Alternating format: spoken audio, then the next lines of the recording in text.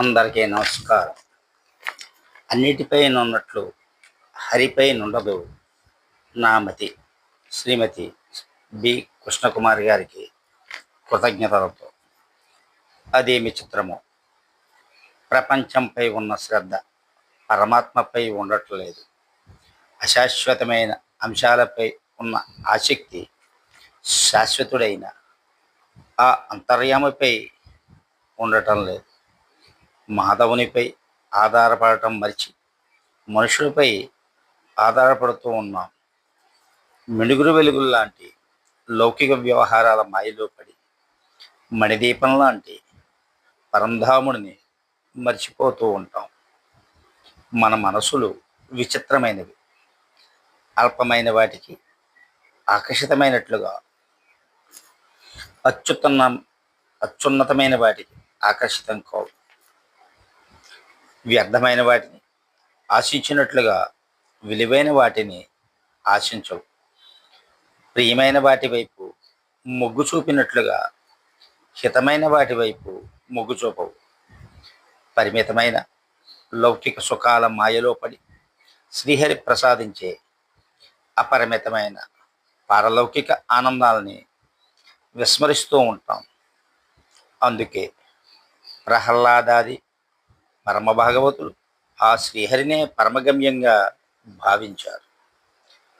పారమార్థిక పురోగతిని సాధించారు. పుట్టుకను సార్థకం చేసుకున్నారు. ఆ కోవకే చెందిన ధన్యాత్ముడు తాళపాక అన్నమయ్య. తాను తరించడమే కాదు, మనందరికీ ఆ తరుణోపాయాన్ని తెలియచేయాలనుకున్నాడు.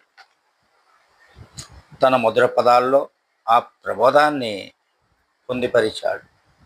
ఆ పరంపరలో పల్లవించిన పదామృతమే అన్నిటిపై నున్నట్లు హరిపై నుండదు మతి అనే కీర్తన. మన మనసుకు ప్రాపంచిక విషయాలపై ఉన్నంత ఉత్సుకత పరమాత్మ వైపు లేదు.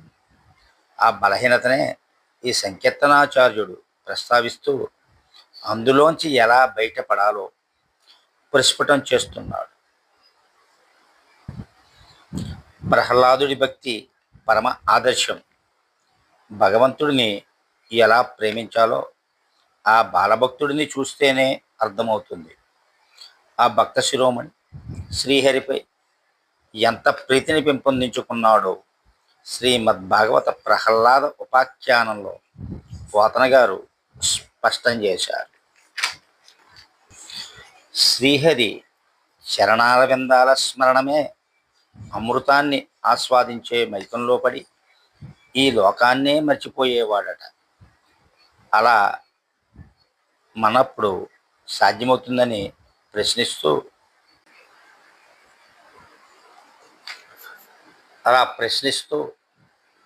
మతిని మానవునిపైకి మరలిస్తే ఆ ప్రహ్లాదుడిలా మనకు ఆ స్వామి దర్శనం సాధ్యపడుతుందేమో. ఆ శ్రీ మహావిష్ణువు సేవకులను భక్తులను ఆశ్రయించే కొందరు గొప్పవాళ్ళు అయ్యారు. ఇక సాక్షాత్ ఆ మూలమూర్తి పాదాలనే పట్టుకుంటే ఇంకెంత గొప్పవాళ్ళవుతామో. ఇక్కడ జీమూత వాహనుడి ఉదంతాన్ని తెలుసుకుందాం. త్యాగానికి ప్రతీక అయిన అతడు ఒకానొక సమయంలో గరుడి వల్ల సర్పజాతికి హాని కలగబోతోందని తెలుసుకొని తన ప్రాణ సమర్పణకే సిద్ధపడతాడు. విష్ణు సేవకుడైన గరుత్మంతుడు జీమూత వాహనుడి పరోపకార గుణానికి ప్రసన్నుడై అనుగ్రహించి అభయమిస్తాడు. కాలాంతరంలో అతడిని విద్యాధర చక్రవర్తిని చేస్తాడు. కేవలం స్వామివారి సేవకుడిని అర్చిస్తేనే అంతటి ఫలితం లభించినప్పుడు ఆ స్వామి చరణాలనే నమ్ముకున్న వాళ్ళకి ఇంకెంత గొప్ప ఫలితం ఉంటుందో కదా. భక్త కవులకు ఆ భగవంతుడు అద్భుతమైన భావుకతను ప్రసాదిస్తాడు. నిగూఢమైన ఆధ్యాత్మిక సత్యాలను కూడా సరళమైన ఉపమానాలతో వివరించే ప్రజ్ఞను ఆయనే ప్రదానం చేస్తాడు. కంచర్ల గోపన్న తన దాశరథి శతకంలో ఇలా అంటాడు: ఒక తుమ్మెద ఒక పురుగును తెచ్చి పరుండబెట్టి దాని చుట్టూ ఝంకారనాదం చేస్తూ తిరిగి ప్రయత్నంతో ఆ పురుగును తుమ్మెద అయ్యేటట్లు చేస్తుంది. సామాన్యమైన తుమ్మెద ఝంకారనాదమే. ఆ విధంగా చేయగలేనిది నీ నామస్మరణ. పుట్టుక మొదలుగా మనిషిని అంటి ఉన్న దుఃఖాలనే అంధకారాన్ని పారదోలి భక్తి నిరతునిగా చేసి పరమాత్మ స్వరూపినిగా చేయటంలో ఆశ్చర్యం ఏముందని అంటాడు. ఒక చిన్న దీపం చేత పట్టుకుని తన చుట్టూ అలుముకున్న అంధకారాన్ని పటాపంచలు చేసుకుంటాడు మనిషి. ఎక్కడా తడుముకోకుండా అన్నింటినీ స్పష్టంగా చూస్తూ సుఖ సంతోషాల్ని అనుభవిస్తాడు.